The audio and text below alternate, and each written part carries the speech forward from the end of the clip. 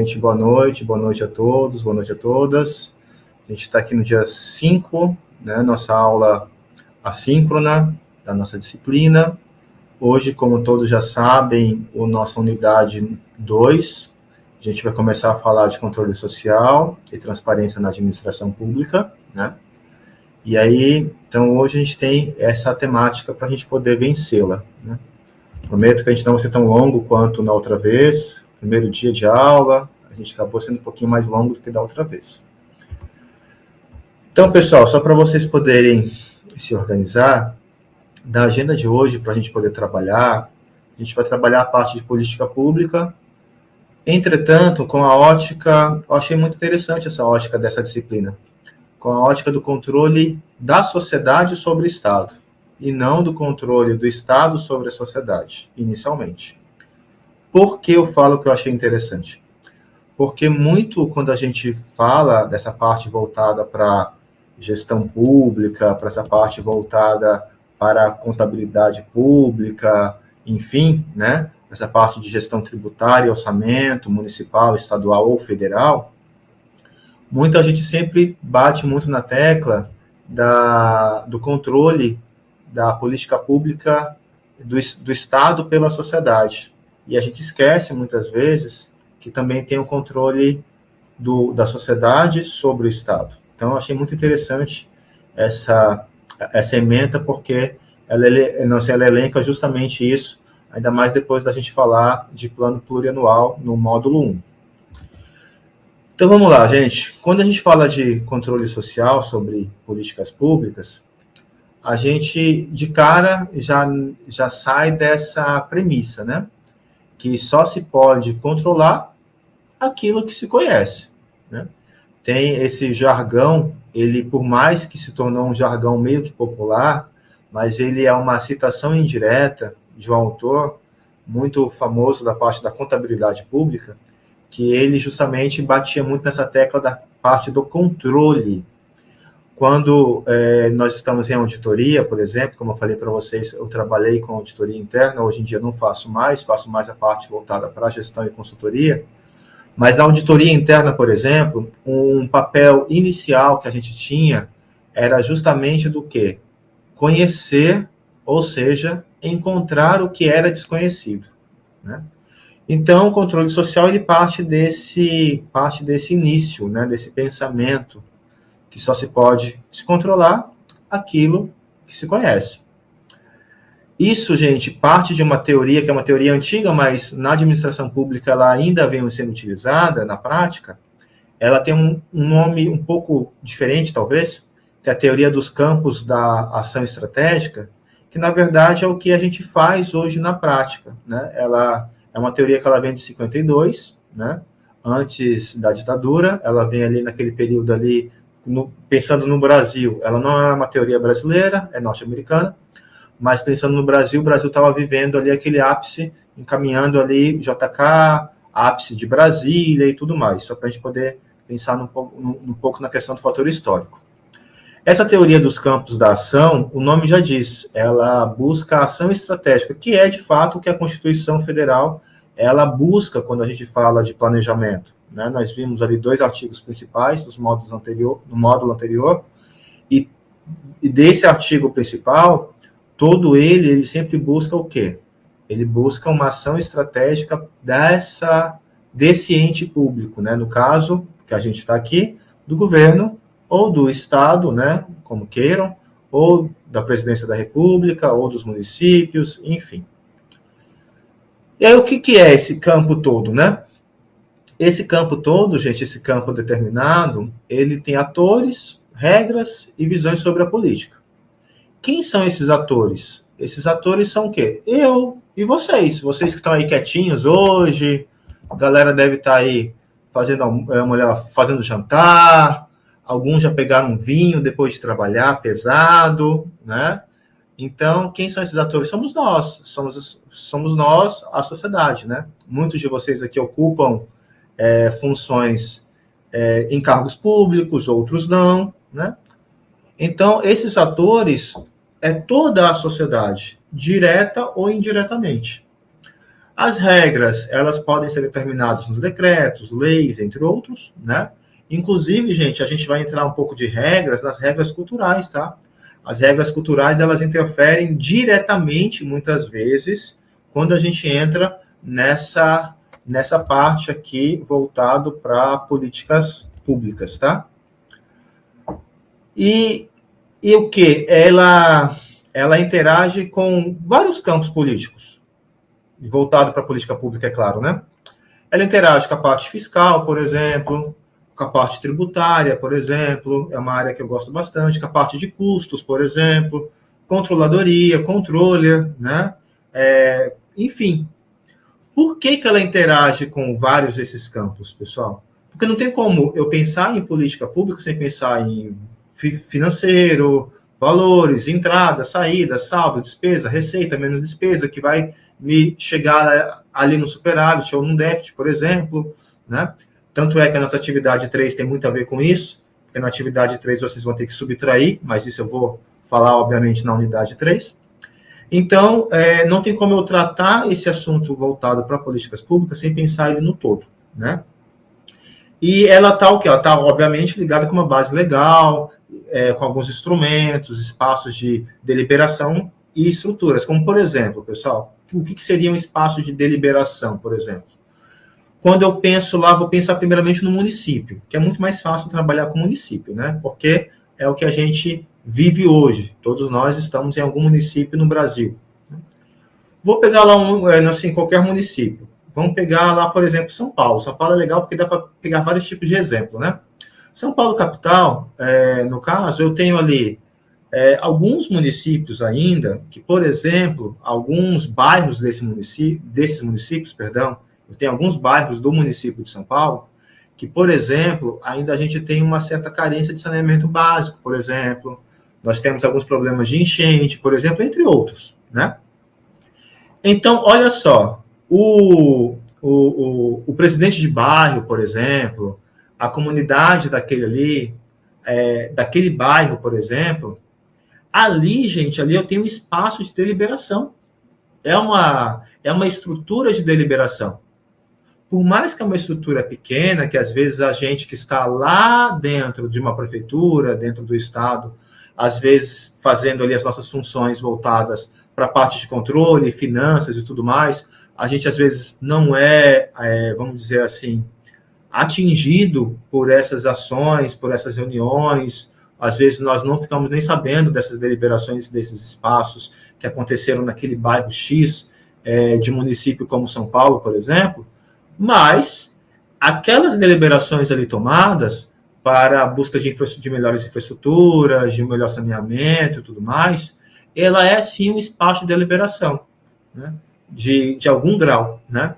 Então, espaços de deliberação nesse caso, a gente fazendo a análise, vamos dizer, inversa da coisa, é qualquer espaço que eu tenha deliberativo para que a gente possa trabalhar, que a gente possa reivindicar, né? E tudo isso, gente, está o quê? Tem uma base legal por trás disso, né? A gente não consegue trabalhar sem base legal. Eu brinquei com vocês na primeira vez lá, que quando a gente vai para esse campo de gestão tributária e orçamento municipal, a gente não tem amor a partido A, B, C, D ou E, né? Ainda mais nós que somos servidores de carreira. A gente tem o quê? Que utilizar o que está na legislação. E aí tá, vamos agora para a gente poder entrar para onde eu quero, né? Como eu tenho que conhecer essa política pública, primeiramente eu tenho que saber o que ela é, né? Eu tenho, gente, alguns tipos de políticas públicas. Eu tenho basicamente 4 na lei. Tem as políticas públicas distributivas, que eu até coloquei ali de forma muito sintetizada. Se vocês pegarem qualquer livro que trata sobre o assunto, vocês vão ver que é quilométrico. E a legislação do mesmo jeito. As do tipo distributivas são o quê? São políticas focadas a um grupo ou uma pequena unidade. É basicamente o exemplo que eu fiz, né? A parte, por exemplo, uma enchente em um bairro de uma cidade qualquer. Quando uma prefeitura, por exemplo, ela vai em busca de tentar resolver o problema de uma enchente, ora por uma limpeza de um bueiro que estava entupido, ora por obras de infraestrutura para poder aumentar a vazão do esgoto daquela região, ou obras de contenção, por exemplo, quando eu tenho uma região de baixada, que eu tenho ali risco de desmoronamento, por exemplo, qualquer tipo de atividade que eu vá realizar ali com o intuito de resolver esse problema para esse grupo, por mais que é um grupo pequeno, é um tipo de política pública distributivas. É aí que vem a questão. Tem um prefeito que ele ficou muito famoso aqui no estado de Rondônia, no Brasil, desculpa, que é o prefeito de Maringá, que ele hoje dá palestras, enfim, tudo mais, e ele fala muito o seguinte, do quê? Que as políticas públicas, elas não são apenas ações ele usa um termo um pouco pejorativo, mas ações assistenciais, do assistencialismo. E quando a gente vai agora, vou para a lei, é claro, né? Quando a gente vai para a legislação, para a legislação é clara. Toda e qualquer política pública, ela tem o intuito o quê? De dar prioridade à sociedade. Então, elas de fato não são ações de assistência, do assistencialismo. E a gente, às vezes, inclusive a gente que está dentro de uma prefeitura, a gente, às vezes, até se confunde, né? E, às vezes, as pessoas que estão dentro de uma prefeitura, na hora de fazer um PPA, por exemplo, acabam ali distribuindo de forma equivocada, porque acabam não tendo ali o hábito, né? Ou não tendo ali de raciocínio bate-pronto, né? Essa ótica que essas políticas públicas não são apenas de cunho assistencial, tá? Então, beleza. Tá, isso aí é um tipo de política pública. Tem outro tipo de política pública, as políticas públicas redistributivas, né? O nome já diz, né? Redistributivas, redistribuir. São voltadas para um grupo específico, sim, advindo de outro grupo. Até coloquei um exemplo ali. Exemplo, políticas de distribuição de renda. Por exemplo, isenção do IPTU. Como assim, professor? Alguns municípios, atualmente, eles se organizam. Orçamento participativo, momento. Correto, Gustavo, isso mesmo, sim. O orçamento, a parte do orçamento participativo, sim, correto. É que eu não tinha visto o chat, perdão. Esse tipo de política redistributiva é aquele exemplo ali. Alguns municípios, às vezes municípios que têm um pouco mais de distribuição de renda, talvez um pouco mais acelerada e tudo mais, eles fazem o quê? Alguns bairros, ruas e locais daquela cidade, o IPTU, por serem regiões talvez de alto padrão, o IPTU ali muitas vezes é muito mais alto, muito mais caro, né? Por vários fatores, não somente porque são regiões de alto padrão, mas por outros fatores também específicos. E o que acontece? Esse município, ele pode, por exemplo, colocar ali como uma ação de política pública, por exemplo, isentar o IPTU para uma região mais carente, né? Ele pode fazer isso a qualquer momento. Basta se organizar. Para isso a gente tem PPA, LOA e LDO, né? Simples assim. E aí, no caso, é o seguinte, esse tipo de política pública é uma política pública redistributiva. Um outro exemplo que a gente também pode citar é o que está acontecendo, quando eu penso na legislação trabalhista, por exemplo, aí eu vou para uma outra esfera, na questão do imposto de renda, por exemplo, retido na fonte para pessoa física, né? Onde eu tenho uma cobrança maior, né? Ou melhor, uma fatia maior de imposto de renda para as pessoas que ganham melhor e cobro uma fatia menor para as pessoas que ganham menos. Isso também é um tipo de política pública também, né? Então, por mais que não é uma isenção, mas também é um tipo de política pública redistributiva, que ela tem essa ideia, esse conceito de redistribuição, tá? Nós temos ainda, por fim, né, são 4 tipos somente, tá, gente? E, por fim, nós temos mais esses 2 outros tipos de políticas públicas. São elas as constitutivas. O nome já é bem sugestivo, né? Constitutiva, né? Trazem o quê? Aí a gente vem da ideia de Constituição. Quando a gente fala de Constituição, a gente fala de lei, né? É isso mesmo, gente. Trazem por meio de normas, né? Que geralmente são as nossas legislações, as nossas leis, né? Os requisitos para quê? Para regulamentar outros tipos de políticas públicas, por exemplo, a distribuição de uma atividade educacional no país. Como assim, gente? Todos nós aqui sabemos, alguns de vocês são pais, mães, outros já são avós, outros ainda não são, mas são tios, por exemplo, e sabemos que, quando a gente fala de atividade educacional no país, tem uma distribuição, né? Uma distribuição do quê? De quem tem que fazer o quê? De quem cuida do quê, né? O município cuida ali até o 5º, 6º ano, o Estado vai até o ensino médio e a União vai, obviamente, para as universidades. Basicamente, a distribuição ficou quase dessa forma. Às vezes com uma pequena diferença de um município para o outro, que alguns municípios maiores, eles colocaram que eles são responsáveis até o 4º ano, tem alguns, né? Mas isso é uma briga, galera, que não vale eu entrar nessa celeuma, não, porque a briga é grande, tá, gente?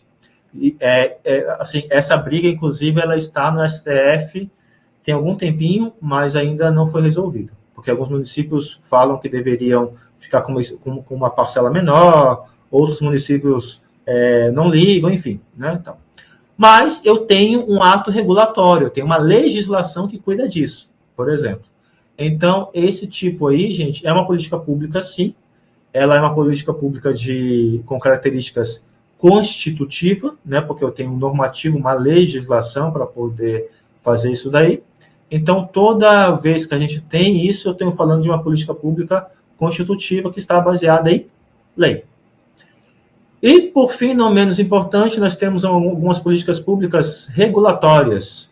Tem a função de regular o Estado. Ou, às vezes, o Estado tem a função de regular a gente. A gente que eu falo, a sociedade, tá, pessoal? Geralmente, ela é apresentada em forma de lei. Exemplo, coloquei ali o Código de Trânsito.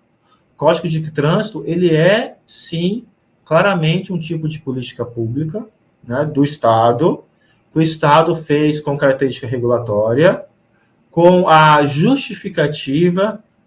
Um detalhe, né, gente? Na contabilidade pública, na gestão pública, sempre nós temos justificativas, né?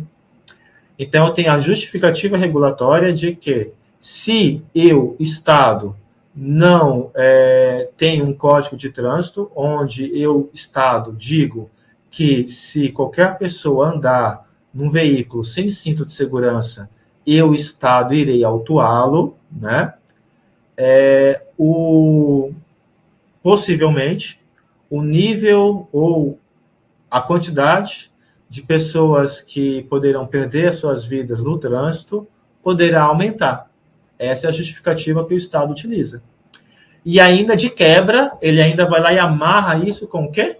Com o gasto público que eu tenho por acidentes de trânsito, por exemplo. É só fazer uma estimativa. Se eu pegar os últimos 10 anos, eu consigo fazer uma estimativa muito fácil. Eu pego ali uma demonstração de fluxo de caixa, por exemplo, colocando ali a média do que o Estado, os municípios, a União gastou nos últimos 10 anos e faço uma análise com perspectiva futura. Se a gente que eu falo o Estado, ir lá e acabasse, por exemplo, com o Código de Trânsito, possivelmente poderia aumentar que o gasto, no caso, com acidentes e tudo mais, né? Que isso gera uma grande bola de neve, né, gente? Porque um acidente eu, pessoa física, posso perder a vida, eu posso ficar tetraplégico, enfim, e assim por diante. Isso vai gerar um ônus ao Estado. E aí, eu, Estado, posso justificar isso também com financeiro, tá, gente? Tem uma pergunta ali, professor, Sistema Único de Saúde é um exemplo de constitutiva? Sistema Único de Saúde hoje é. Por que eu falo que hoje é? Porque hoje ele está em lei. E eu falo que hoje, por quê, gente? Porque quando o Sistema Único de Saúde nasce, não sei se vocês lembram, mas quando ele nasce com essa característica que nós temos hoje, tá, pessoal? Ela nasceu com um ato, vou até voltar aqui, com uma ideia redistributiva. Quando ele nasce lá atrás, né, obviamente, não se tem, gente, a precisão, mas é por volta ali dos anos 60, tá? Lembrando que eu estou falando como ele é hoje, tá, gente? Ele nasce com a ideia redistributiva, onde eu tinha que as grandes empresas, as pessoas que ganhavam muito, elas contribuíam um valor a mais. Na época ainda a gente estava com os 8 zeros, né, da inflação, elas contribuíam um valor a mais para quê?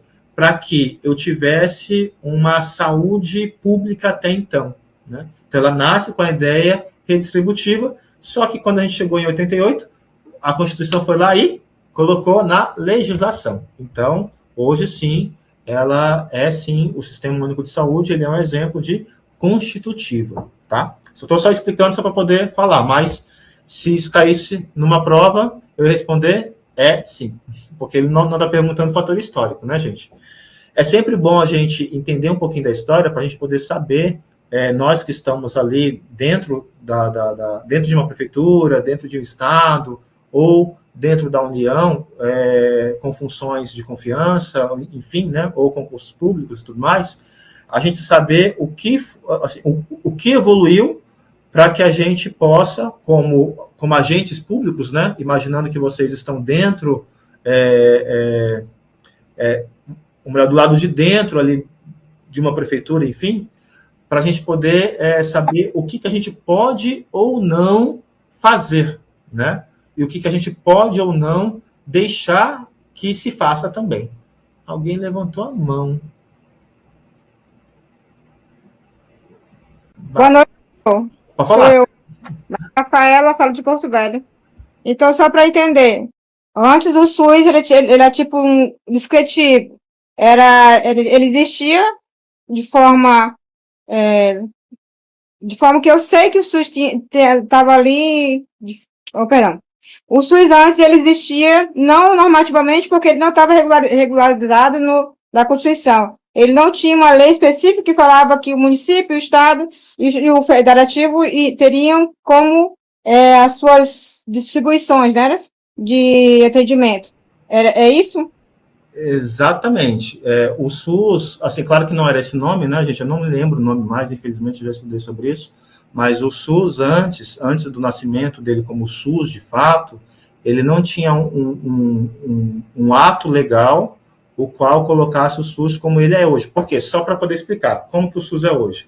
O SUS hoje ele vem verba da União, dos estados e do município, né? O município, no caso, muito menos, mas o município tem uma ação muito importante porque ele caracteriza aqueles contratos, alguns contratos de limpeza, segurança e tudo mais, tudo, alguns casos, ônus municipal, tá, gente? E aí o que acontece? Então, hoje eu tenho todo um regulamento que cuida para mim do SUS, colocando ele como regra, né, como constitutiva, e aí, no caso, ele é hoje, eu posso afirmar que hoje o SUS é obrigatório no Brasil, da forma que ele está elencado hoje. Até então, no nascimento, lá na história, lá no início, lá nos primórdios, como era meio que um teste, a história diz isso, como era meio que um teste, ele não tinha essa característica legal. Eu não tinha uma normativa, algo que me obrigasse como ele é hoje, como ele tem essa distribuição de renda hoje, né? Então, por isso que eu falo que antes, historicamente, ele nasce o SUS como uma redistributiva, por quê? Porque ele buscava valores das pessoas ali um pouco mais... Depois eu vou ler o que o Gustavo está falando, só um momento. Com mais poder aquisitivo e tudo mais, e aí, no caso, ele tinha ali toda a sua situação. Mas o nome do SUS, antigamente, eu não me lembro, gente, infelizmente.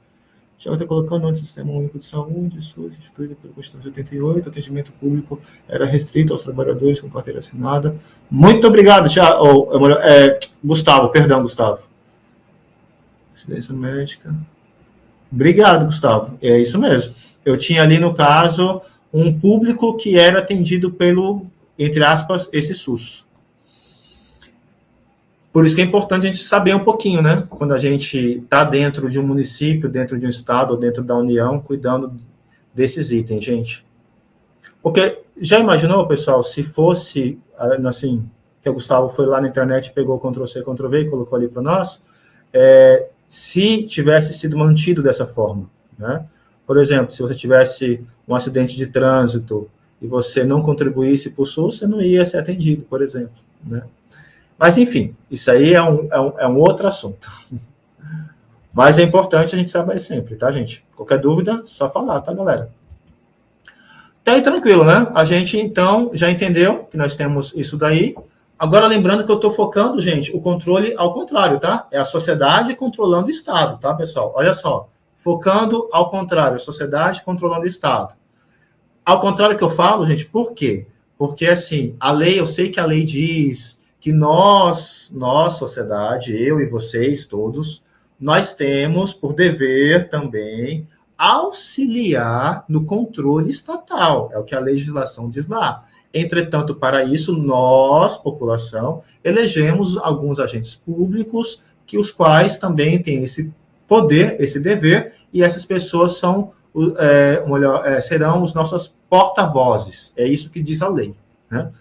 Mas é o que acontece. Na prática, a sociedade, aparentemente, não todos, tá? Não vou generalizar, porque eu não posso fazer isso, mas a sociedade, aparentemente, ela perdeu essa ideia, esse conceito de cobrança do Estado, né? Então, por isso que eu achei a ementa bacana, porque ela puxa esse contrário inicialmente, tá? Então, é a sociedade controlando o Estado. Então, vamos lá. Como que a sociedade pode controlar o Estado, pode ajudar nesse controle do Estado, né? Com essas políticas públicas?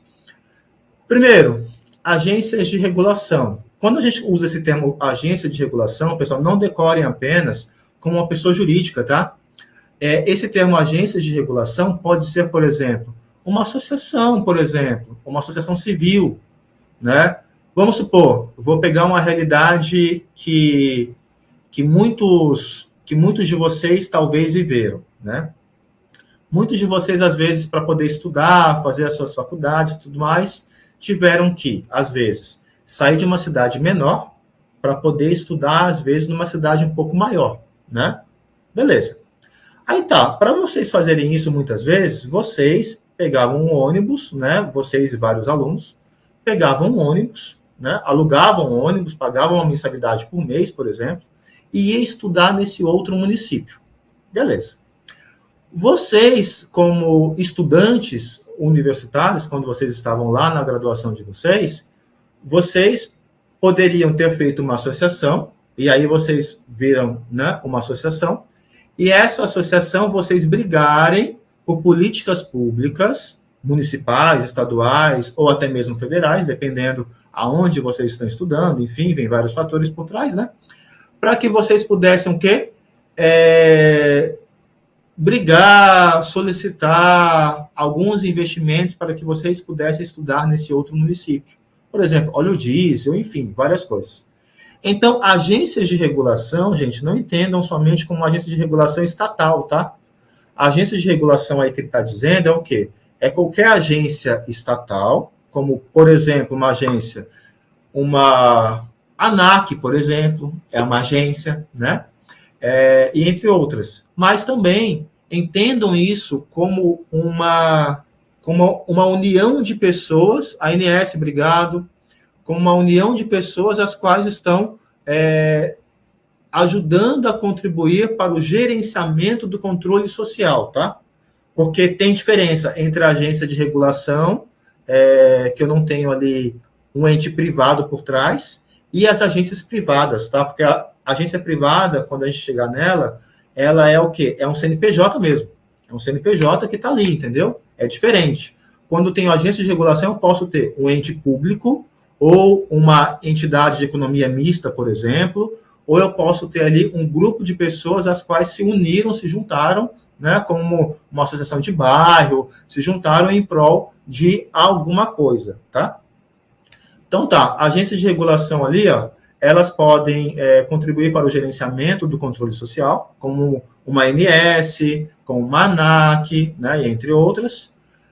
Só que, quando a gente entra nesse tipo de agência, desses exemplos que eu acabei de falar, uma ANS, uma ANAC, entre outras, essas agências, pessoal, lembrando que nós estamos dentro de um município, dentro de um estado, ou dentro de uma união, trabalhando em prol da sociedade. Elas podem estar o quê? Estar ligadas, ou não, com a política de governança. O que eu quero dizer com isso, pessoal? Elas podem, no caso ali, em vez de auxiliar a sociedade na cobrança do Estado, no popular, a gente chama o seguinte, essa agência de regulação ela pode fazer um corpo mole. No popular, a gente fala isso, né? Então, no caso, é o seguinte, então, por isso que a sociedade, ela pode também contribuir com isso, por meio dessa união de pessoas, essas associações, cooperativas nem sempre, porque ela pode entrar ali na parte de agência privada. A cooperativa, ela só não vai entrar na parte de agência privada se a cooperativa ela for 100% sem fins lucrativos, por exemplo. Já a cooperativa que ela tem finalidade lucrativa, ela já cai para agência privada, tá, pessoal? Então, a diferença é essa. Ali eu tenho agências de regulamentação públicas ou não, ou também um conjunto de pessoas que podem ali contribuírem para o gerenciamento do controle social, tá?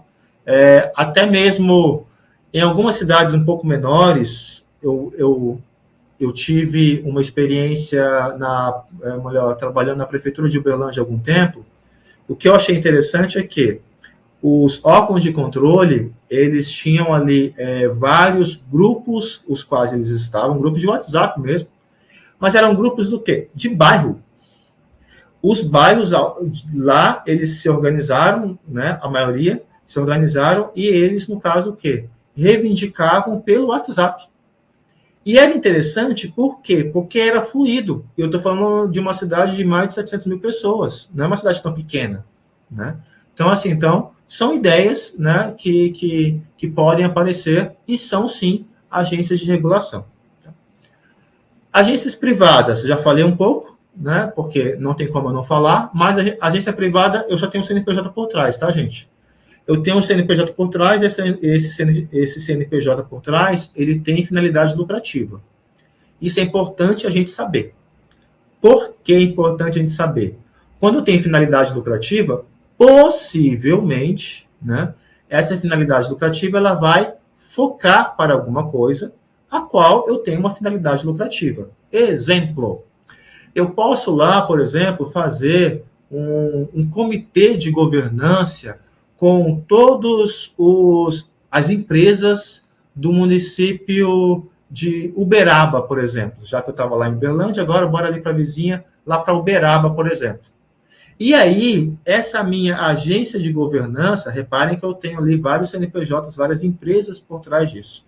Ela vai ter uma finalidade específica, possivelmente, né? Claro que cada caso é um caso. Essa minha agência de governança, ela vai o quê? Ela vai buscar o quê? Melhorias para o município de Uberaba, mas, obviamente, eles vão tentar o quê? Melhorar para o comércio, propondo algumas situações para o comércio, como, por exemplo, iluminação pública, às vezes, talvez possa não ter, um saneamento básico melhor na região onde o comércio está, uma segurança melhor, estacionamento, enfim. Né? Note que todas essas minhas ações, que esse meu comitê de empresários de Uberaba possivelmente irão propor, elas têm uma finalidade lucrativa, porque à medida que eu melhoro isso, possivelmente o cliente vai mais para o comércio e possivelmente eu tenho mais lucro. Né? Agora tá, essas agências, elas podem ser sociais por grupos de classe? Pode. Aqui eu estou já entrando um pouco na questão do sindicato, por exemplo. Os sindicatos são exemplo, né, disso. E os sindicatos ele tem uma finalidade específica, que é o quê? Melhorar para para aquele grupo de trabalhadores que trabalham naquela função ou naquelas funções, né? E aí reparem que esse grupo de trabalhadores estão buscando o quê? Melhorias de trabalho para que eles possam ter mais segurança, ganhar um pouco melhor, enfim. Notem que a agência privada, pessoal, sempre eu vou para uma característica voltada para lucro mesmo. Por isso que eu tenho essa diferença, tá? Agora tá, só que eu tenho um item de ruptura aí que ele é muito interessante e que, historicamente, ele vem acontecendo com muita frequência, principalmente em prefeituras. Lembrando por mais que eu falo da União, do Estado, do município, mas lembrando que o foco da disciplina são as prefeituras, né? Situações de mudança, galera, e são situações que acontecem com muita frequência. Eu trouxe um exemplo ali pesado, eu sei, mas é um exemplo que todos vocês iriam saber. Alguns fatos graves ou fatos políticos, por exemplo, podem trazer uma situação de mudança na minha política pública como um todo. Um exemplo assim, que aconteceu é o caso da Boate Kiss. Boate Kiss, todo mundo sabe, aquela situação que, infelizmente, 200 e algumas pessoas, infelizmente, perderam a vida, enfim, outras pessoas ficaram feridas, enfim, né? É uma tragédia. Tá, quando isso acontece, no dia seguinte, pessoal, se vocês buscarem nas matérias e tudo mais, no dia seguinte, o município ele foi lá, ele automaticamente ele mudou toda a sua forma de controle, liberação e tudo voltado para controle de incêndio e tudo mais. Liberação de alvará e assim sucessivamente. Essas são situações de ruptura. Outro caso, Covid-19, não dá para fugir, né, infelizmente. Covid-19 é um caso muito claro disso, que nós estamos vivendo agora, né?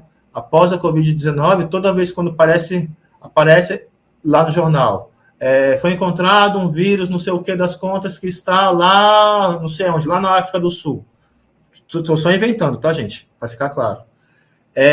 Nós, sociedade, nós já ficamos preocupados, por exemplo, porque nós passamos pela Covid, nós sabemos o que é viver uma Covid, né? E a Covid, ela muda, gente, toda a política pública da saúde, a nível municipal, estadual e federal. Garanto que os municípios de vocês mudaram, sim, algumas coisas. E o Estado, a mesma coisa, o ente federativo, a gente já tem mais exemplos aí, né? A Maria colocou ali a questão da Vale do Rio Doce, né? Da represa Barreira de Brumadinho, por exemplo, no caso. Então, assim, infelizmente, essas situações de ruptura, situações de mudança drásticas, infelizmente, elas acontecem por uma situação grave, né? Claro que nós, sociedade, nós não queremos, mas quando nós estamos dentro do ente público como uma função de carreira, por exemplo, nesses momentos, gente, de ruptura, onde, igual eu falei lá, muitas vezes, o município ele vai lá, decreta, por exemplo, calamidade pública, por exemplo. O decreto de calamidade pública, depois da unidade 1, eu até fui ler de novo o decreto, tinha algum tempo que eu não lia. O decreto de calamidade pública ele é muito interessante, por quê? Porque ele possibilita legalmente que o ente público, né, que o município, o Estado ou a União, ele possa remanejar as suas verbas, usar, se tiver, é claro, toda a economia que eu tenho ali para os anos seguintes, se houver essa economia. Se não houver economia, eu posso me endividar. Então, no caso, quando eu chamo esse mecanismo, eu consigo ali, no caso, chefe do executivo, consigo ali algumas ações. Mas lembrando que a calamidade pública são situações do quê? De ruptura e mudança, né? Sempre acontece dessa forma. Então, gente, esses momentos aí são os momentos que nós, sociedade, nós estamos cobrando o Estado. Por quê? Pegar de novo o caso da Boate Kiss. O caso da Boate Kiss, por exemplo, muita gente foi para a rua e tudo mais, tivemos várias manifestações no Brasil inteiro, né? E aí, no caso, o que aconteceu? O município, o Estado e até mesmo a União foi lá e falou e começou a se mexer, né? Então, é a sociedade cobrando o Estado. Um caso que ainda não fechou, né, mas é um caso que nós estamos vivendo nesse momento, que pode ser que aconteça alguma mudança, é o caso do cachorro lá que foi brutalmente ser espancado, o Orelha. Esse caso, ele pode ocasionar alguma mudança em nível de políticas públicas voltado para os animais também. Claro que esse fato ainda não fechou, né? A gente vai viver isso ainda, a gente está vivendo isso, perdão, mas é uma situação que poderá alterar em alguma coisa, porque pode ser uma situação de mudança, tá? Tá, então, como resumo aí básico, deixa eu controlar meu tempo para não estourar como da outra vez. Essa teoria dos campos, ela tem esse nome, teoria dos campos da ação estratégica, mas na prática é o que a gente vivencia, tá, gente? Esses atores interessados e habilidosos, eles possuem uma certa legitimidade de falar, né, no campo, e disputam ideias e seus objetivos. Quem são esses atores? Somos nós, sociedade. Só que é o seguinte, essa turma, por exemplo, eu não sei quantos alunos têm matriculado nessa turma, mas eu sei que é muita gente, que eu dei uma olhada uma vez. E aí, imagina só, gente, se todos vocês estão em cada um num lugar diferente do Brasil, todos vocês querem conversar ao mesmo tempo com o professor que é o coordenador da pós. Vai dar conta? Não vai. Ele não vai conseguir escutar nenhum de vocês. Porque vocês... é muita gente, né? Tá, beleza. Aí tá. Aí, ó, 30 por polo, mais ou menos, ó. Obrigado, Dak. Então, eu tenho ali em torno de 150 alunos. Se 150 pessoas forem chegar para querer conversar ao mesmo tempo com o coordenador da pós, não vai dar conta. Impossível. Mas sempre tem um ou outro dentro do grupo que pode ser um ator habilidoso no diálogo, que pode representar todos vocês numa conversa, por exemplo, né? Numa situação que vocês queiram resolver. Então, assim, quando eu tenho que nós, sociedade, nós estamos cobrando o Estado, não tem como todos nós irmos lá para cobrar o Estado, cobrar o município. Mas sempre vai ter o quê? Alguém, né? Algum ator interessado por meio de associações civis, né? Enfim, né? Eu tenho ali, por exemplo, um conjunto de moradores de bairro, uma associação de moradores de bairro, por exemplo, uma cooperativa, por exemplo, enfim, né? E aí eu vou ter ali 1, 2 dentro dessa minha cooperativa, que vai ali o quê? Ir até a prefeitura, participar das reuniões, e assim por diante, para que a gente possa ali ter o que a gente pretende, né? O que a gente quer, que é o nosso objetivo de fato consumado. Agora tá, gente, mas dentro da sociedade nós temos, né, 2 atores, os dominantes e os atores desafiantes. Por que eu, que estou dentro de uma prefeitura, fazendo auditoria interna, tenho que saber disso? Eu tenho que saber disso, gente, que estou dentro de uma prefeitura fazendo uma auditoria interna, por exemplo, porque, assim, muitas vezes, nós que estamos dentro de uma prefeitura, às vezes, nós temos que também o quê? Fazer a nossa... Eu chamo isso basicamente de pesquisa de campo, né? Que é o quê? Pesquisar na minha sociedade o que a minha sociedade quer. Lembrando que isso é obrigatório por lei, né? Eu tenho lei que diz que toda vez que o município, o Estado, a União for propor qualquer coisa voltada para a política pública, ele vai favorecer o quê? A sociedade. A lei já me diz isso. Por que a lei diz isso? Para que não aconteça o quê? Eu, prefeito da minha cidade, prefeito de Porto Velho, por exemplo, vou fazer uma praça top, bonita, com segurança 24 horas, com piscina, tudo mais, na frente da minha casa. O resto do município que se lasque. Não pode, né? A legislação, ela já diz isso, né? Então, eu que estou dentro de uma auditoria interna de um município, por exemplo, eu vou lá, eu tenho que também saber que eu tenho esses atores dentro da sociedade, tá, gente? Eu tenho atores que são dominantes e atores desafiantes. Atores dominantes, o nome já diz, eles são dominantes por algum motivo. Ou por situação econômica e financeira, ou por situação, inclusive, isso é uma pena falar uma coisa dessa, tá, gente? Mas isso acontece. ou por situação, inclusive, assim, educacional, pessoas que têm um nível melhor de instrução, né? Enfim, são vários fatores que fazem com que esse grupo seja dominante. Beleza. Eu tenho aqueles atores desafiantes, que nem sempre é aquela parcela que, no popular, no jargão popular, que a gente chama de menos favorecidos, nem sempre é essa galera, tá, gente? Mas os atores desafiantes são aquelas pessoas que muitas vezes estão brigando, sim, por situações específicas, as quais os dominantes, às vezes, não querem que isso aconteça. Não estou dizendo que os atores dominantes estão errados, não estou dizendo que os atores desafiantes que são os coitadinhos certinhos, tá? Só que é para a gente poder saber, tem um e outro, né? E aí, nós que somos agentes públicos, a gente precisa o quê? Saber filtrar isso daí. É o que a legislação tanto bate. A gente precisa saber filtrar isso daí, né? Filtrar aí, e a gente tem mecanismos para isso, né? Nós temos aí, no caso, como fazer assembleias, nós temos aí, no caso, como por meio de oitivas, nós temos várias situações, por exemplo, que a gente pode poder o quê? Medir o que a sociedade de fato precisa, o que a sociedade de fato almeja, tá? E, né, também eu tenho a ação desses atores, ela sempre vai ser orientada, gente, por uma função do social ou do grupo, né, o qual esse grupo pertence. Não adianta, gente.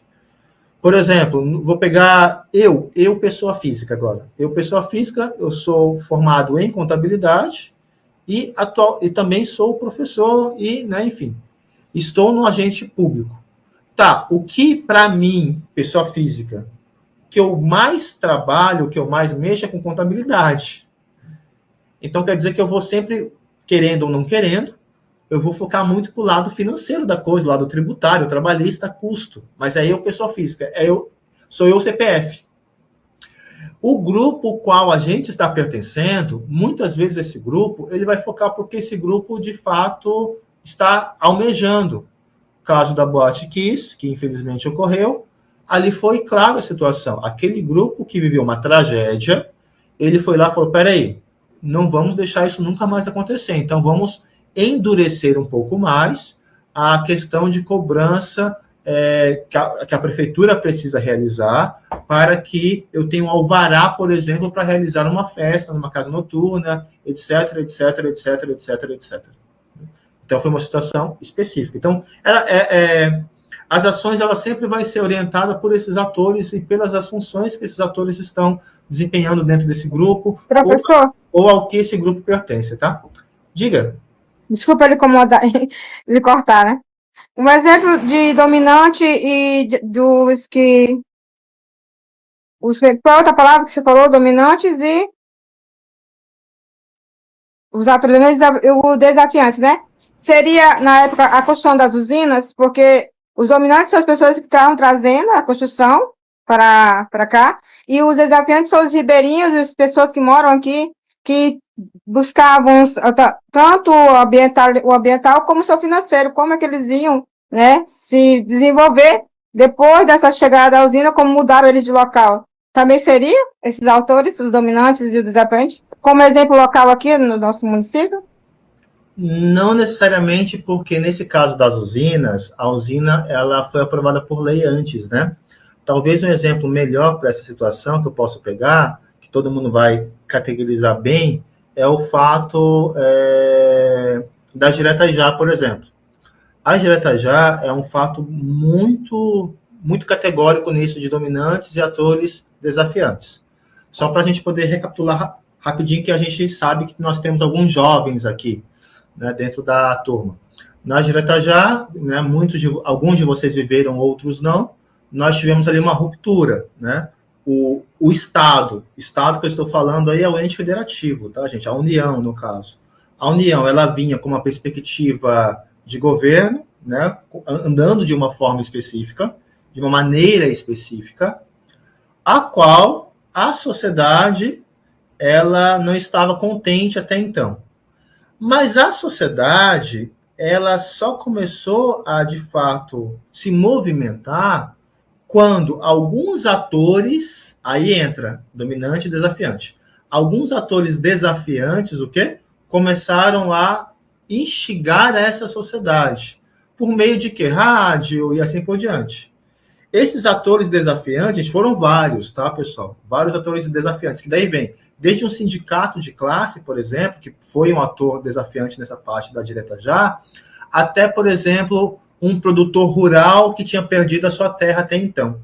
Então, nesse meu exemplo, o dominante seria o ente público mesmo, que ele vinha com uma perspectiva X de governança até então, e o desafiante, no caso, foram os vários conselhos de classe, pessoas que estavam descontentes com a forma de que aquele rumo tomava.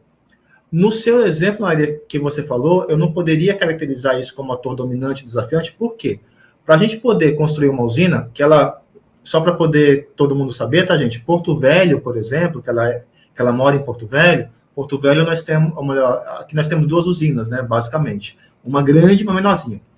A construção da usina mesmo, de fato, ela trouxe uma ruptura no município muito grande, né? Onde tem até hoje a gente tem resquícios de brigas ambientais, políticas, partidárias, enfim, municipais, por causa ainda da usina, tá, gente? Então, assim, então é uma briga muito grande, não é coisinha pequena, não, é coisa grande. Só que para a construção de uma usina tem uma legislação por trás. E aí eu não vou ter o dominante e o desafiante, porque isso já foi regulamentado, entendeu? Esse dominante e esse desafiante, ele sempre vai acontecer quando eu tenho uma situação não regulamentada por lei ou por alguém, onde eu tenho uma situação a qual estava ocorrendo de alguma forma em linha reta, em algum momento alguém ou algumas pessoas, por insatisfação, elas conseguiram fazer uma ruptura naquilo que estava sendo vivenciado até então. Por isso que eu usei o exemplo das Direta Já, né? Que a Direta Já, ela foi um exemplo que a sociedade da época, juntamente com vários órgãos e assim por diante, estavam insatisfeitas do que estava acontecendo naquela época, e aconteceu a Direta Já, e aí a história todo mundo já sabe. Tranquilo aí? Sem problemas.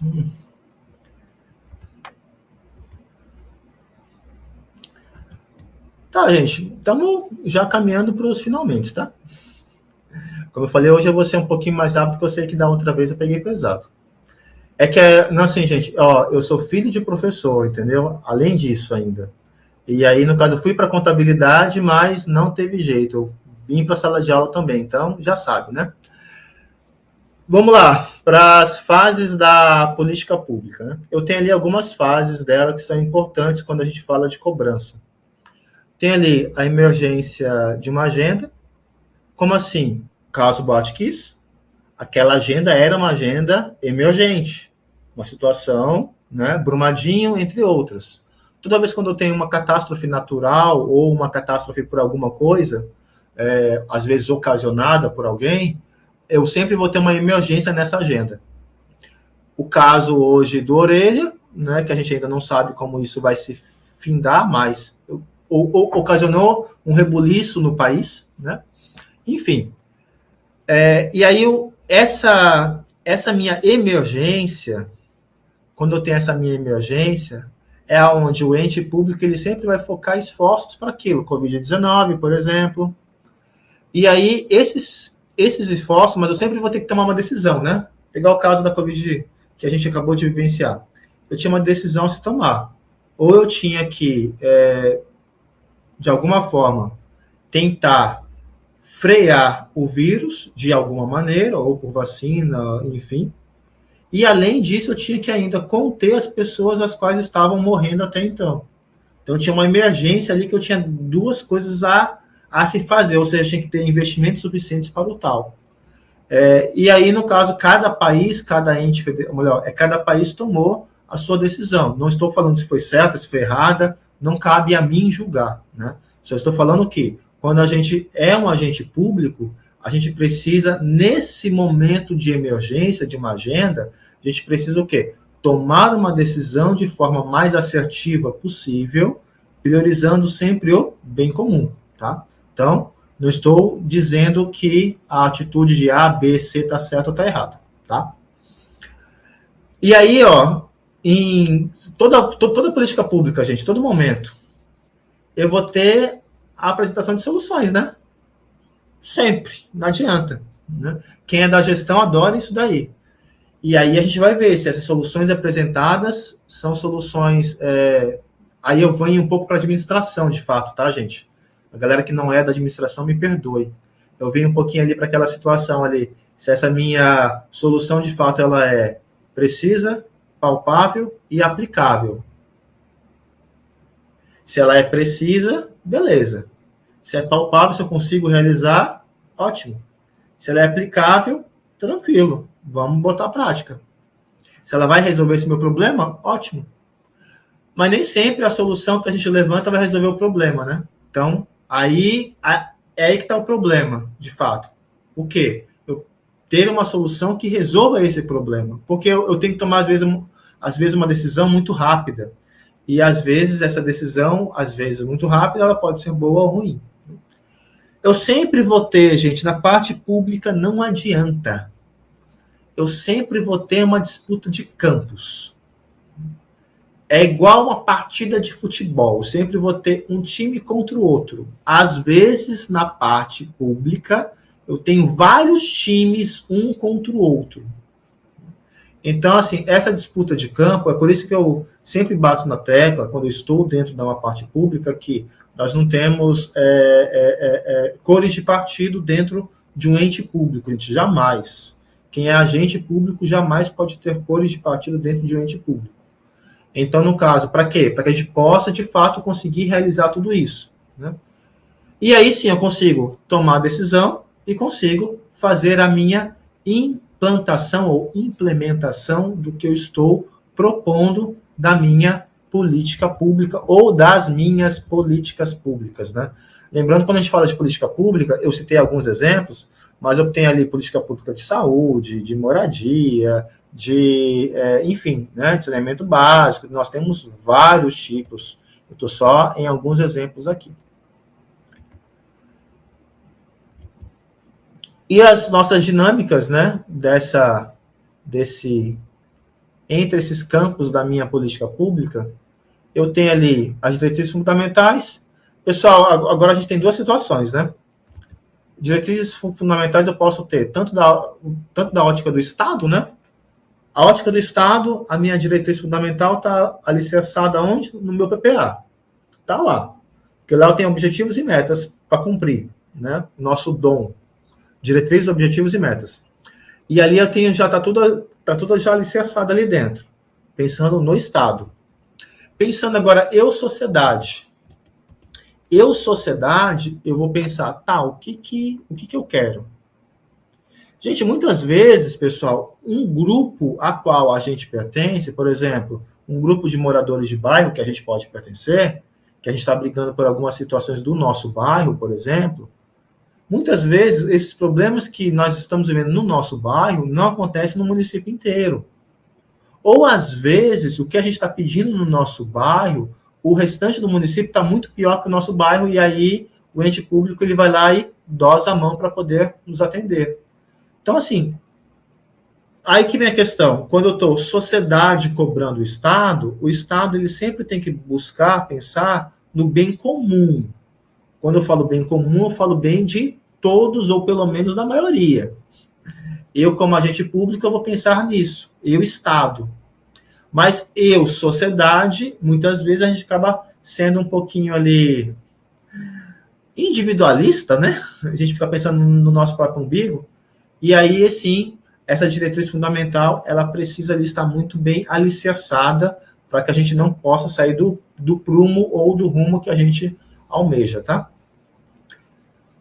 Os instrumentos de execução. Estado e sociedade. Estado e sociedade, nós temos esses dois instrumentos de execução. O Estado, nós temos toda a nossa meta, e nós temos todos os nossos contratos, nós temos todas as nossas situações que nós estamos executando e que nós planejamos que nós vamos executar, PPA, por exemplo. A sociedade, ela também tem ela também tem por quê? Porque a sociedade ela tem um cunho mais regional de execução do que ela almeja. Por exemplo, uma sociedade,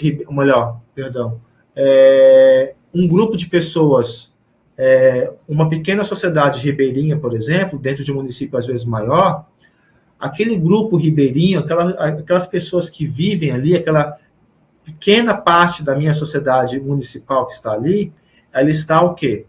Buscando instrumentos de execução para que elas possam melhorar a vida ribeirinha ali delas e possam ali poder, né, viver do que elas já fazem da sua economia.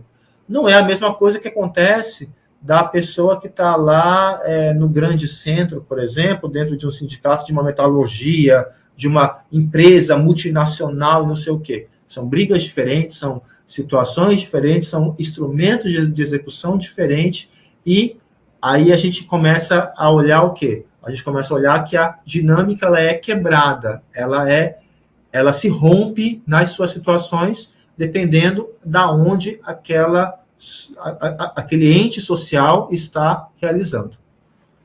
No meu não caiu, não, eu acho. Ah, travou. Voltou? Então travou todo mundo, então. Ah, beleza. Tá normal. Obrigado, Caterina. Beleza. Então é isso, gente. Tudo vai depender do que a gente está... aonde nós estamos, né? É claro. Que aí vem os espaços são os nossos espaços de atuação, aonde a gente atua, que é o que eu brinquei ali com vocês. Eu, contador, eu tenho uma visão diferente, às vezes, de uma pessoa a qual ela é um historiador, por exemplo. Não estou falando que a minha visão é melhor sem áudio. O meu tem áudio aí, gente? Oi, som, todo mundo está ouvindo? Tá ok, então. Beleza, valeu.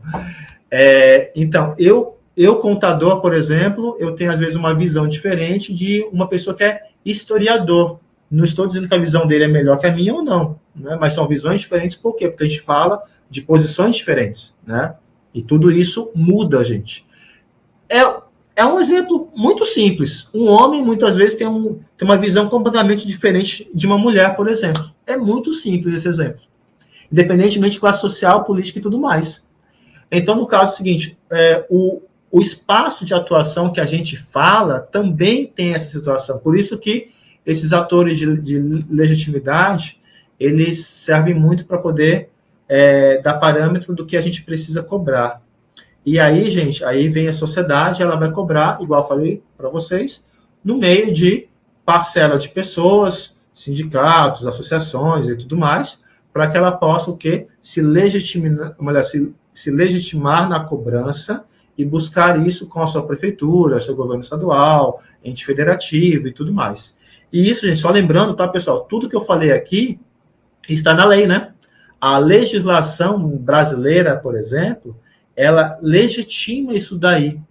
Ela legitima, inclusive, uma manifestação desde que seja pacífica, por exemplo, né? Então, tudo isso que eu falei para vocês é somente o que está na nossa legislação, e basicamente, é claro que aqui eu estou sendo bem resumido, tá? Eu estou numa legislação que eu estou basicamente em 2 capítulos da Constituição, né? Para quem adora direito constitucional, eu acabei aqui de 2 capítulos da parte da Constituição Federal aqui nossa. Então, quando a gente vai trabalhar a política pública, sociedade cobrando o Estado, e isso é legal perante lei, eu tenho ali formas de que essa sociedade vai se organizar para essa cobrança para o Estado, e não o contrário, o Estado cobrando sociedade. E tudo isso nós, como agentes públicos, dentro de uma prefeitura, dentro de um governo do Estado ou da União, nós vamos o quê? Buscar ferramentas para que a gente possa receber essas informações, como eu brinquei com vocês lá de Uberlândia, por exemplo, que estava recebendo via grupo de WhatsApp, para a gente poder receber essa informação, a gente filtrar essa informação, confrontar essa informação, lembrando que eu estou agora na ótica de agente público, eu dentro do meu município, lá dentro da minha prefeitura, como agente público, a gente vai filtrar essa informação para quê? Para que a gente possa organizar e propor ações para que a gente possa resolver aquelas situações, ou às vezes a gente não, ou às vezes a gente vai ver que aquela situação talvez não favorecerá um grupo grande de pessoas, e a gente que eu falo, prefeitura, estado e União, ela vai poder o quê? Determinar, falar, olha, eu não vou fazer isso agora, mas eu vou investir em tal coisa, né? Então, essas situações são situações que nós, como agentes públicos, nós vamos ter que trabalhar. Por quê, pessoal? Quando a gente está dentro da contabilidade pública e da gestão pública, muita gente fala bem assim, é culpa do Estado, é culpa do prefeito, é culpa de fulano, ciclano, beltrano. Mas a gente não pode esquecer que os agentes públicos estão ali justamente para quê? Para poder auxiliar nessa tomada de decisão. Nós temos ali toda uma galera, né? Os políticos e assim por diante. Então, o ente público, gente, quando a gente fala o termo ente público, o termo ente público somos nós. Eu faço parte do ente público. Não estou falando, não falo nem como servidor público. Falo como sociedade, como indivíduo, como pessoa. Por quê? Porque eu tenho um papel fundamental na cobrança para que aquilo possa ser executado da melhor forma possível para a sociedade, para o município ao qual eu pertenço, tá? Tá aí, gente, dúvidas? Isso, boa noite a todas e a todos. Boa noite, professor. Professor, a minha dúvida não depois eu vou falar sobre a aula de hoje, mas a dúvida que eu tenho é sobre a atividade com prazo até hoje. Não entendo, professor, o assunto, porque eu eu sou engenheiro sanitarista e ambiental, nunca trabalhei com contabilidade, nem com a área da economia, nem nada. Voltado a essa área, né, lecionada na aula anterior. Que, inclusive, o senhor abordou mais, né, sobre PPA, sobre LDO e LOA. Aí eu como também não tinha, né, conhecimento nessa área, aí eu pesquisei na internet mesmo vídeos, porque o material que o senhor tinha disponibilizado na referência não está disponível para a gente ainda, porque a gente ainda não tem acesso à biblioteca. Aí está bem complicado assim de fazer atividade. Por exemplo, eu não sei quanto aos meus colegas, mas eu estou falando por mim. Eu me senti bastante desconfortável fazendo essa atividade, porque eu não entendo, né, dessa área da economia, e eu achei muito complexa essa atividade. Eu não sei se ela foi... não sei se... provavelmente sim, né, professor? Mas, enfim, se ela foi para esse momento mesmo, ou se ela, né, a ordem da aplicação desse questionário, mas eu achei bastante dificultoso fazer responder essa atividade 1. E eu tô até com medo agora da segunda atividade, porque eu não sei, eu espero que não caia nada com relação a algo que eu não tenho domínio. Eu me senti extremamente desconfortável fazendo essa atividade. Entendo. Então, na verdade, é o seguinte, igual eu falei para vocês lá na primeira aula, né? A nossa ideia ali é como a maioria, o pessoal até colocou ali das questões de Andrade 2020. Andrade 2020, gente, não sei se vocês pegaram na internet, né? Ele, no caso, como ele foi gestor público, não sei se vocês já mataram a charada quem que ele é, e como ele é professor de carreira também, então as questões dele têm mais a ver com a parte prática mesmo, né? É uma pessoa que viveu, de fato, a parte da gestão pública. Um grande problema que a gente tem na prática, quando a gente vai para a sala de aula, é muitas pessoas que não vivenciaram na prática o que é você estar na gestão pública. É por isso que eu sempre peguei ali Andrade, porque é uma pessoa que viveu mesmo, de fato, então isso acaba sendo benéfico para nós.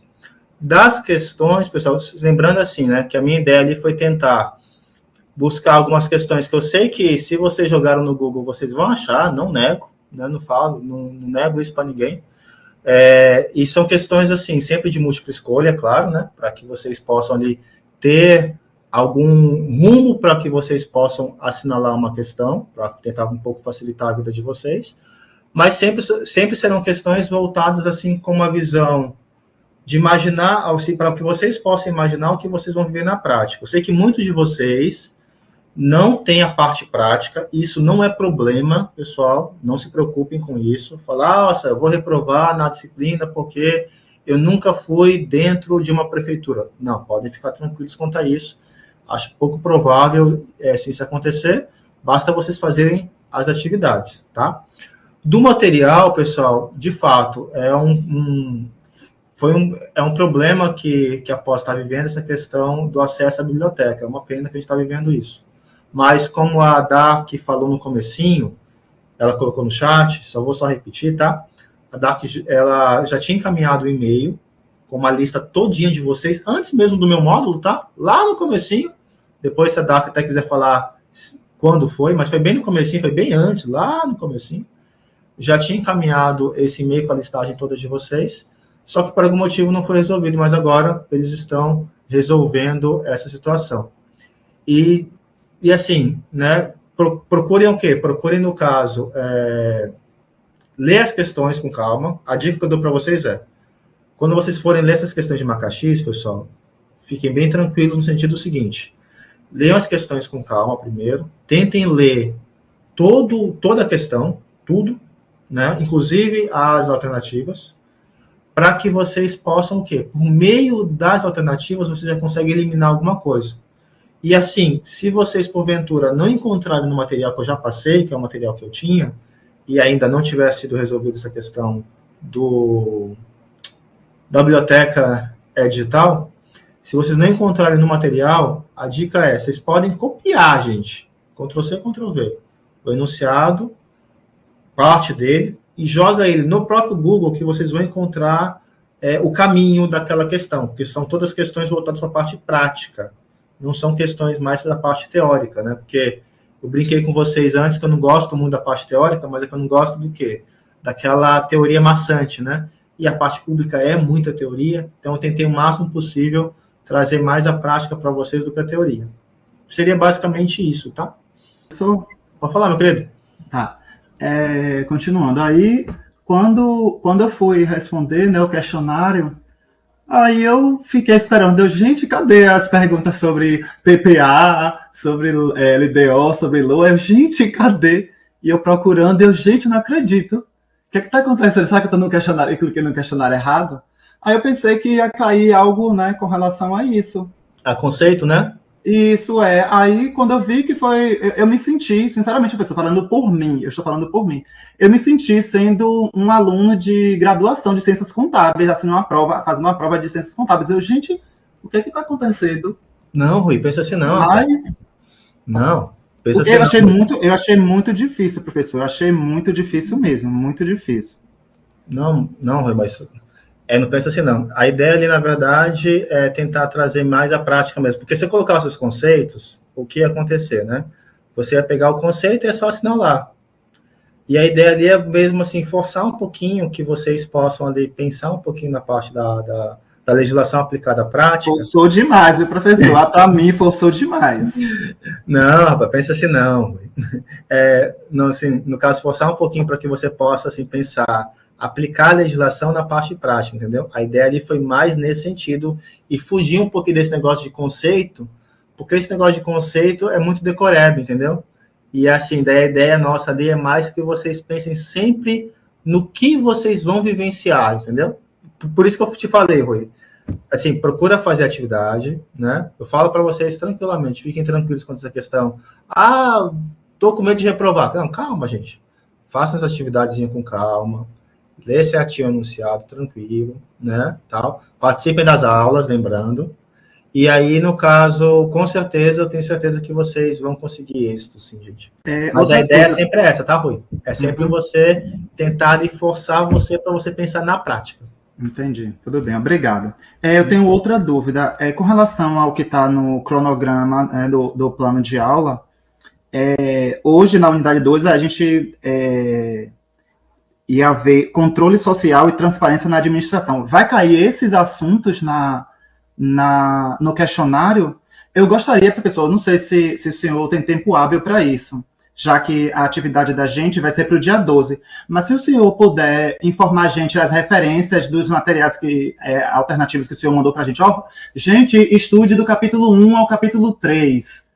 o tema, né, que vai ser abordado no questionário 2 vai ser do material do título tal, contabilidade não sei o quê, do capítulo 1 ao capítulo 3, do material 2, do capítulo 1 até o capítulo 4. Se eu puder, pelo menos, nortear a gente, vai ajudar bastante. Porque, senão, para a gente ficar, pelo menos eu estou assustado. Eu já fiquei assustado com o primeiro questionário. Então, eu tô com medo de reprovar, sim.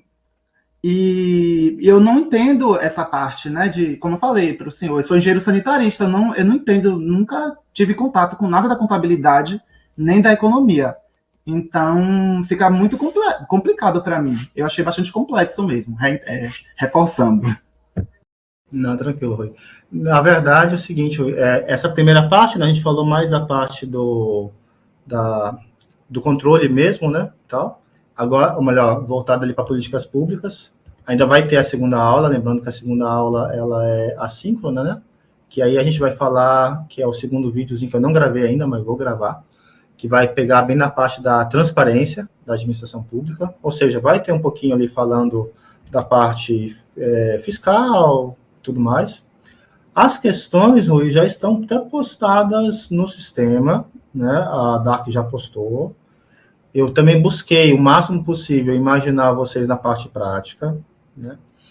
Mas assim, mas fica tranquilo que como a segunda aula ela é gravada também, na segunda aula tem algumas questões que eu vou responder durante a aula, que já está no slide, que são questões assim, não é o Ctrl+C ou Ctrl+V do que vocês vão responder, mas são aquelas questões, sabe aquela questão dica de ouro, entendeu? Mas assim, é igual eu falei, sempre busca, no caso, o quê? Pegou a questão, são todas questões de marcar X, o módulo 1 e o módulo 2, tem só questãozinha de marcar X, não tem nada de nenhum cálculo, nada. O módulo 3, sim, vocês vão ter um cálculo só para fazer, que é a questão. É só uma questão, só no módulo 3, que é o que a gente vai imaginar e vocês vão dizer o que vocês fariam. Aí é vocês imaginando na prática, entendeu? Então, módulo 1, módulo 2 é só questãozinha de marcar X. E o módulo 3, aí sim vocês vão ter uma conta para fazer e aí vocês vão dizer o que vocês vão fazer depois de vocês pegarem e fazerem aquela conta. Aí vocês vão fazer a conta, vão chegar a algum valor, e aí com base nesse valor vocês vão tomar uma decisão, entendeu? Então, esses 3 módulos dessa disciplina, ele ficou bem prático mesmo, bem voltado assim, imaginando aí vocês na prática. Só que na aula, como as aulas são muito curtinhas, a gente precisa passar para vocês alguns conceitos, né? Para que vocês possam tentar aplicar esses conceitos na prática. Entendeu, Rui? Mas fica tranquilo, não só o Rui, né? Mas todos aí, fiquem tranquilos, porque não acredito que vocês irão reprovar por causa disso, não, gente. Só participar das aulas, fazer as atividades, né, com calma, e assim que o acesso de vocês aparecer, aí vocês vão, com certeza absoluta, já andar um pouco mais fácil. Lembrando que esse acesso, gente, não é somente para a minha disciplina, tá? Esse acesso ele vai valer para todas as disciplinas de vocês, tá, gente? Usem aquele material, por gentileza. Professor, quando o senhor fala módulo 3, o senhor está falando da unidade 3 ou está falando do questionário 3? Da unidade 3, porque na unidade 3 tem uma pergunta só. O questionário, que tem a atividade 3, né? O módulo 3 é a unidade 3, que fala sobre lei de responsabilidade fiscal e lei de crimes fiscais, e tem a atividade 3, é isso, né, que o senhor está falando? Exatamente, porque, porque na unidade 3, como a gente vai entrar na lei de responsabilidade fiscal, a unidade 3 ela é bem simples. Vocês, como prefeitos de uma cidade, lá que eu peguei, uma cidade real, é claro, e aí vocês vão decidir se vocês vão poder dar aumento para os servidores ou não. Basicamente é só isso. Tá bom, obrigado, professor. É claro que vocês vão ter os números da mão e tudo mais. O José Antônio estava até brincando aqui que ele é da área jurídica, nem de contas, número ele gosta. Jatan, também fiz direito. Não, eu te entendo. Professor, os contábeis. Diga, Maria Aparecida. A próxima unidade são 2 questionários. E nós, que não tivemos acesso à biblioteca, o que está acontecendo? É muito material para a gente procurar estudar aquele assunto, entendeu? Porque a gente não sabe em qual você tem. Eu tive que ir em todos os livros para poder conseguir entender mais ou menos o que estava sendo pedido. Aí, na próxima semana, a gente já tem que entregar dois questionários no mesmo dia. Não, mas não isso sem o bendito do acesso. Nós estamos, já fizemos um terço do curso, já estamos na metade, já fizemos mais da metade das disciplinas do curso, e a gente não teve acesso a essa bendita biblioteca até agora por causa de quê? Essa pergunta eu não sei te responder a última, mas a primeira eu sei. Vamos lá, não pensa que é 2 questionários, Maria Aparecida, né? Não, lá tá como 2 questionários. Então, mas não pensa que é 2 questionários, sabe por quê? Porque é o seguinte, ó, nós estamos com 2 assuntos, basicamente, né? A gente está falando, primeira parte, a gente entrou voltada ali das ações de políticas públicas, né? E ainda tem a parte fiscal ainda. Conta, controle e tudo mais. O primeiro questionário vai de questão de 1 a 10. São 10 questões de marcar X. O segundo, ele é de 1 a 6. Ou seja, somando tudo dá 16. Que é de 1 a 7, desculpa. De 1 a 7. O segundo é de 1 a 7, então ele dá 17 ao todo. Que foi basicamente o que vocês fizeram no primeiro. O primeiro vocês fizeram 15. Lembra? E aí, não, eu estou questionando, não é nem o número de questões, professor. Eu estou questionando que os assuntos ficaram mais separados ainda, entende? Porque a ementa, igual eu te falei no começo, a ementa, ela é uma ementa bem pesada, né, bem grande, e aí eu fui tentando pegar por assunto e por conteúdo para a gente poder ir trabalhando cada assunto, cada questionário, entendeu? Para não ficar um negócio muito pesado, porque se eu juntasse as questões exemplo, se eu pegasse lá as questões e juntasse lá com 2 assuntos dentro de uma questão, por exemplo, ia ficar muito mais difícil para vocês. Quando a gente separa, fica muito mais fácil, entendeu? Por isso que ficou 17 questões ao todo, ela ficou separada em 2, mas separada em 2 somente para que vocês tenham acesso. Mas seria um questionário da unidade 2 só, entendeu? E aí, da biblioteca digital que você perguntou, de fato, essa resposta, infelizmente, eu não sei. Professor, já estou com outra dúvida aqui. Pode falar. Nesse questionário, nessa próxima unidade que a Maria Aparecida falou, esses dois questionários, um é sobre... agora que eu estou vendo aqui. Um é sobre controle social e transparência da administração e o outro é de contas e controles devedores e credores. Isso, Rui. Então, você já abriu aí, obrigado. O primeiro ali, vocês vão ter questões voltadas para quê? Mas ali, vai ter algumas questões ali que vai aparecer no vídeo, né? Que vai ser gravado, que são questões ali, por exemplo, de verdadeiro ou falso. Lá, por exemplo, que eu tenho lá, marque as verdadeiras, tá. A conta de despesa de exercício anterior, posso pagar ou não? Vou responder isso quando a gente falar da parte de controle, por exemplo, né? Eu tenho ali uma outra questão, por exemplo, vou pegar aqui de controle, aproveitar que o Rui já abriu lá. Tenho lá das informações de natureza de controle. O que eu posso ter, por exemplo? Eu posso ter um risco? Posso não ter posso não ter outro risco, entendeu? Então, assim, são questões ali, no caso, que são de controle, que ali eu tenho controle da dívida ativa, né? Se eu posso marcar ou não. E são as questões ali, algumas que vão estar de controle. E no meio das questões de controle, vocês vão ter o quê? Algumas alternativas que vão estar o quê? Erradas ou certas, que vão estar falando ali, por exemplo, se vocês podem destinar, vamos supor, estou inventando agora, tá? Se vocês podem, tem uma questão que está bem parecida a isso. Se é lícito, por exemplo, o município pagar juros e correção monetária de inadimplência para uma entidade privada. Isso é óbvio. Não, né? Não posso, porque eu tenho que pagar por meio de licitação. Quando há licitação. Então, assim, vai ter alguma coisinha ali no meio do caminho que pode aparecer ali, alguma pergunta voltada para alguma ação de política pública que o município está fazendo, se essa ação de política pública ela está certa ou não, entendeu? Nesse sentido, mas é tudo questão de de múltipla escolha, tá, gente? Eu já ia perguntar, professor, com relação a isso, eu já ia perguntar, então, nesses 2 questionários vão ter questões sobre a aula de hoje, né, sobre políticas públicas, né, sobre os atores, né, esse controle social, vai ter isso, né? Exatamente, Rui. Tá bom. No meio do questionário você vai... feliz.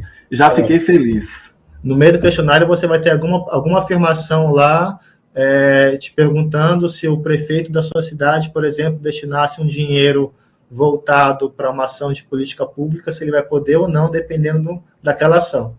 Entendeu? Aí você vai marcar se está certo ou errado, né? Tá bom, obrigado. Maria...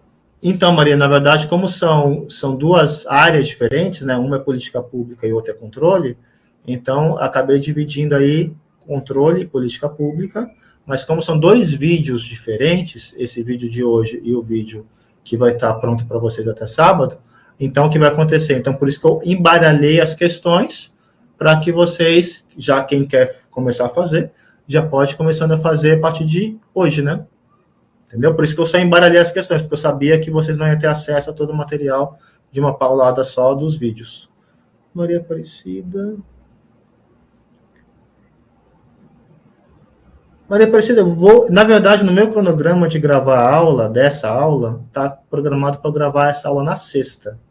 Se eu conseguir gravar essa aula na sexta, conhecida popularmente como amanhã, aí eu já quero disponibilizar para vocês e já mandar para a Dark amanhã. Entendeu? No meu cronograma está isso. Vai ser maravilhoso se eu conseguir fazer sexta-feira. Vai ser muito bom, professor. Só para sexta, no meu cronograma, é porque a primeira aula a gente juntou com umas contas públicas que a gente está auditando. Aí por isso que ela chegou tão em cima da hora para vocês. Mas esse segundo módulo e o terceiro módulo está mais tranquilo. Mas se a Dark, né, conseguir publicar até sábado, para a gente está maravilhoso também. Se eu postar na sexta e a Dark, ou sábado e a Dark conseguir publicar no sábado, tá bom para a gente também. Tranquilo. Professor, vou pedir licença para o senhor, que eu vou compartilhar com os amigos de sala, que é o seguinte, eu já fui aluno do SENAC, certo? Então, para os amigos que já fizeram curso pelo SENAC, eles conseguem acessar a mesma biblioteca que a UNIR disponibiliza, é o mesmo ambiente. Então, toda essa bibliografia que o senhor passou, isso, assim, foi o caminho que eu consegui achar, né? Consegui acessar toda a bibliografia que o senhor passou, porque a biblioteca é a mesma, tá? Então, se tiver algum aluno, né, alguma pessoa, algum colega de sala, que já foi aluno do SENAC, entra lá, faz o login, né, pelo site do SENAC e consegue acessar a biblioteca virtual. Nossa, não sabia. Obrigado, Gustavo. Inclusive, na primeira aula, tiveram alguns alunos que disseram que estava com acesso. Não foram todos, mas alguns. Também alguns alunos de vocês têm acesso também. Eu acredito que são os alunos que já fizeram outros cursos pela UNIR que já tenham acesso, né? Mas essa é a primeira vez que eu estou fazendo o curso pela UNIR. E assim, a hora que eu vi ali o nome, eu falei assim, gente, esse nome não me é estranho. Eu entrei no SENAC lá, fiz o login, aí eu consegui acessar, aí sem problemas, né? Mas deu certo pelo SENAC. O ambiente é o mesmo, mas se tiver alguém, né, pelo menos se alguém conseguir acessar, tá ótimo. Tá, se ninguém tiver dúvida, nada, estão liberados, mas eu vou ficar esperando que o pessoal que está digitando primeiro, tá, gente? Então, Bárbara, o seguinte...